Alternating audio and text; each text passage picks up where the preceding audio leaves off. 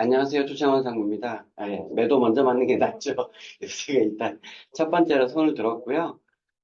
저는 이제 이게 저희 회사 지식 전수 활동의 결과물입니다.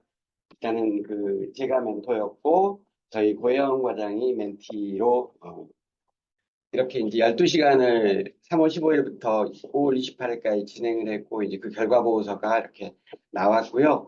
그 내용 중에서 이제 저희들이 워낙 12시간 이야기도 굉장히 깁니다. 그렇지만 좀 핵심이 되고 전체 회사 사람들한테 도움이 되고, 회사라고 하는 조직에서 이제 우리 같은 경우는 홍보나 마케팅 조직이 그렇게 큰 조직은 아니지만 홍보나 마케팅이라는 마인드는 사실 직이나 부서에 상관없이 좀 함유하고 있으면 상당히 자기 발전에도 도움이 되거든요.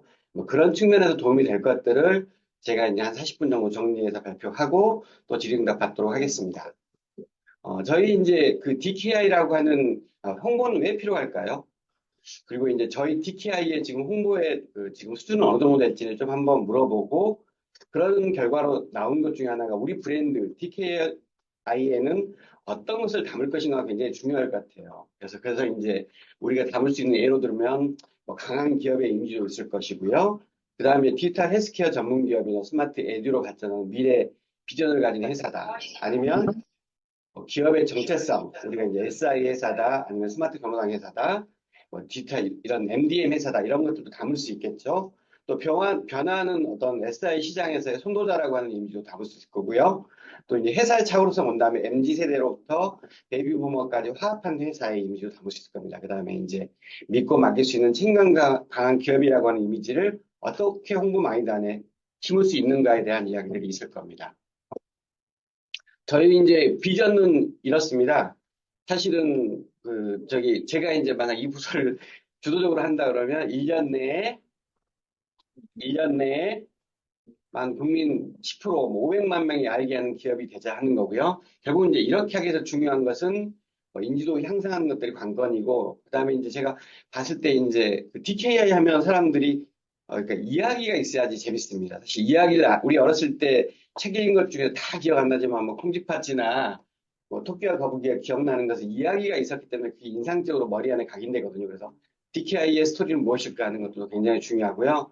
또 이제 매체도 적정히 활용해야 되고, 또 이제 우리가 OKR에서 KR을 굉장히 중시하지만, 숫자로 측정이 될 수 있는 홍보 분석들을 해야 되고, 중요한 건 저비용의 고효율에 갖는 홍보들을 지향해야 한다고 하는 측면들입니다. 그런 측면에서 이제 우리가 굉장히 선도하는 스마트 경로당이라고 하는, 그걸 보면 이 사업의 어떤 주도권들을 확보하는 것들, 특히나 스마트 외도와 스마트 경로당은 마찬가지겠죠. 결국은 이것들이 매출 상승으로도 이어지고 인지도도 올라가서 결과적으로 이제 지금은 도입되지 않았지만 IPO로 가면서 사원 지주도 되고 그다음에 이것들이 회사의 정체성으로 확립이 되고 직원들의 애사심으로 갈 수 있는 방향으로 될 것이라는 부분들입니다. 한 예를 들어서 경로당 사업을 선도하는 DKI라고 하는 것들이 간다고 하면 먼저 전략 수립이 필요할 겁니다. 그래서 이제 이 전략은 우리가 유튜브나 아니면 언론에서의 어떤 검색을 선점하겠다고 하는 지금 누구도 스마트 경로당에 대한 검색을 선점하고 있지는 않습니다. 그래서 선점하는 것들, 그 다음에 이제 비용에 따라서 만드는 것도 중요하고, 그 다음에 실행 조직, 결국은 자체적으로 아니면 협력사, 외주 방식으로 이제 이런 부분들 진행하게 될 겁니다. 그래서 이제 컨텐츠를 제작한다고 하는 것들이죠. 그래서 가령 이제 강화도에 어르신들의 하루같이 이런 컨텐츠 제작진들이 만들어주고, 특히 중요한 건 평범함 속에서 비범함을 찾는 노력이라고 생각합니다. 사실 충주시의 김선태라고 하는 공무원이 굉장히 지금은 유명한 사람이 됐는데 어떻든 자기 일들에 대한 애정들이 이런 거 맞는 거고 저희 조직들도 이런 것들이 좀 필요하다는 거고요. 진행들은 시나리오 구성안도 마련하고 콘텐츠 제작, 그다음에 업데이트 후에 피드백 이런 절차로 진행이 될 겁니다. 저희들도 이제 이 관련해가지고 계속적인 일들을 진행하고 있습니다. 왼쪽에 보시면 저희 블로그에서 이제 그 양천구 스마트 경로당을 소개한 것을 보면 양천구 스마트 경로당에는 기본뿐만 아니라 MBC나 SBS에서 저희들이 소개한 것도 이렇게 일목요연하게 정리를 했던 거죠.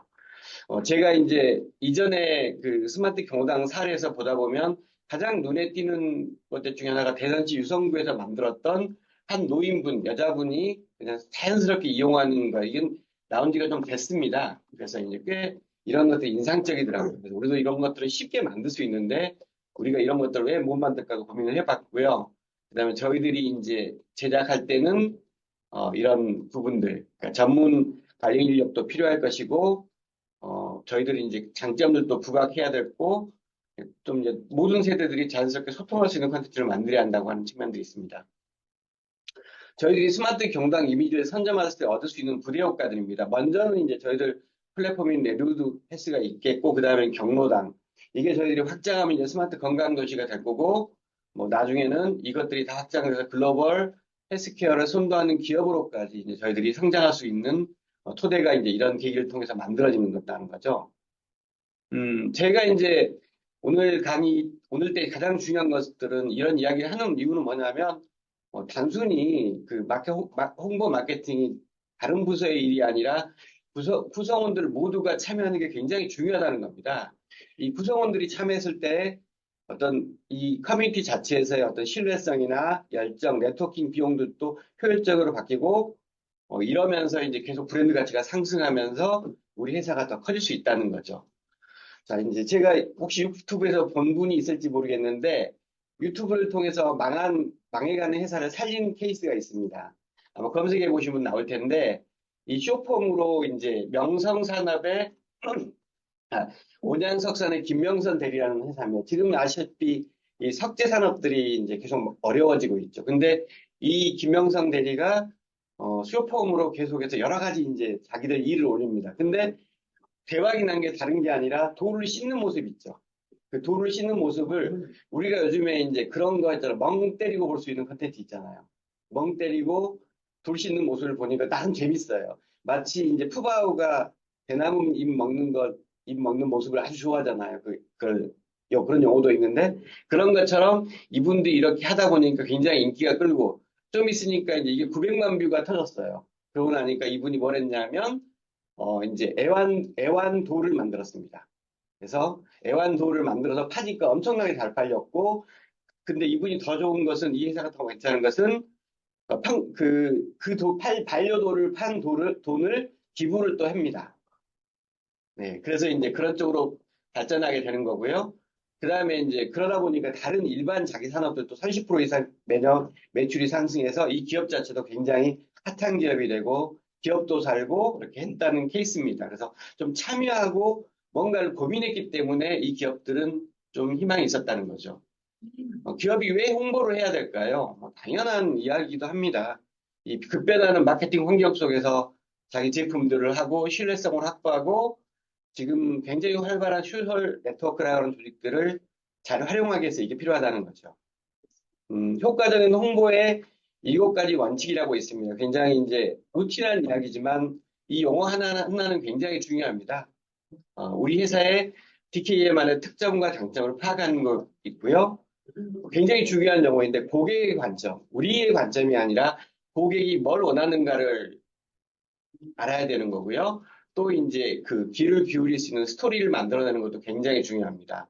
그다음에 이제 홍보의 포인트를 정하고 집중해서 여러 가지 활동들을 같이 해가는 것들이 굉장히 중요하다는 홍보의 이제 원칙들이 있습니다. 기존에는 홍보라는 게 일방적으로 한 사람이 주는 홍보였습니다. 그래서 이제 보도자료 내보내고 뭐 기사도 하지만 이게 요즘에는 뭐로 바뀌었냐면 제목이 있죠. 정혜승 전 청와대 이제 뉴미디어 비서관이 쓴 책인데 홍보가 아니라 소통입니다. 이제 인터액티브하게 두 사람들과 서로 하면서 고객의 반응들을 피드백에서 자기의 자원으로 만들어내는 게 굉장히 중요한 측면입니다. 이런 과정에서도 이제 기업 블로그도 굉장히 중요한 거고, 저희들이 교육하는 과정에서도 이제 그 고해영 과정하고 블로그를 어떻게 만들고 블로그를 좀 더 잘 만들 것에 대한 고민도 하면서 이제 지금 최근에 블로그를 구축했습니다. 그래서 이제 이 블로그가 잘 만들어졌을 때 이점들은 이런 게 있습니다. SNS 활동을 하고 연결이 될 수 있어요. 제 이제 페이스북에 최근에 이제 그 올린 것 중에 하나입니다. 그냥 저희 회사에 제가 하는 일 중에 하나가 이제 홍보 전략이라는 것도 있고 저희 DKI 블로그가 이렇게 오픈했다고 하는 것들 링크해주면 이걸 눌러서 이제 저희 DKI 블로그에 들어올 수 있는 거죠. 그러니까 저 혼자가 아니라 저희 150명의 직원들이 다 이런 식으로 활동하면 좀 더 많은 확장성을 가질 수 있다는 거죠. 그래서 SNS 활동에 기여할 수 있고요. 어떻든 이런 것들이 이제 고객과의 관계들을 더 확장할 수 있고, 뭐 일반 대중과도 늘 수 있겠죠. 브랜드 강화도 도움이 되고, 경쟁업체와의 차별화하는 것도 또 가능할 겁니다. 이런 여러 가지 기능 장점이 있다는 거죠. 어, 사실 블로그 못지않게 중요한 게 유튜브입니다. 근데 지금 이제 저도 이제 그 유튜브에 관심이 좀 많지만 아직은 제가 그거를 활용할 정도의 지금 제가 아직 기획을 못 하고 있는데 중요한 건 유튜브도 필요합니다. 그래서 이제 저희가 유튜브의 장점들은 어떻든 그 시각적 컨텐츠를 제공한다는 거죠. 사실 유튜브를 통해서 요즘 많은 제품들, 왜냐면 저희 세대만 하더라도 포탈을 통해서 검색하죠. 그렇지만 저희 아래 세대로 내려오기 시작하면 유튜브로 검색합니다. 모든 지식들을. 그랬을 때 가령 MDM에 대해서 검색도 할 것이고요. 그러면 거기에 걸리는 것들이 굉장히 중요한 거고요. 결국은 유튜브의 장점은 이제 그걸 보고 나서 고객들이 댓글이나 좋아요로 참여할 수 있다는 부분도 있고, 그 다음에 이제 SEO, 검색 엔진 최적화에도 이제 저희들이 깊게 관여될 수 있다는 거죠. 그 다음에 이제 또 결국은 어떻든 타겟팅, 관심 있는 사람들이 SNS나 유튜브에 접근하거든요. 이런 부분에서 이제 광고도 되고, 커뮤니케이션을 향상할 수 있고, 트렌드에 대한 어떤 혁신들을 반영할 수 있다는 유튜브의 장점이 있습니다. 그런 측면에서 아까만 김명성 대리 케이스처럼 직원들이 참여하는 유튜브 만들기는 어떤 부분이 필요하냐면요. 이렇게 그 보통 이제 직원 참여 유튜브들은 어떤 목적과 목표 설정이 있겠죠. 그 다음에 이제 내부에 컨텐츠 기획들이 있을 겁니다. 근데 이거를 어떤 한 특정되어 있는 마케팅 부서가 하는 것도 있지만 직원 전체가 참여하는 것도 굉장히 중요하다고 생각되고요. 또 이제 결국은 이렇게 참여하는 직원에 대한 뭐 인센티브가 있어야지만이 직원들도 동기부여가 되겠죠.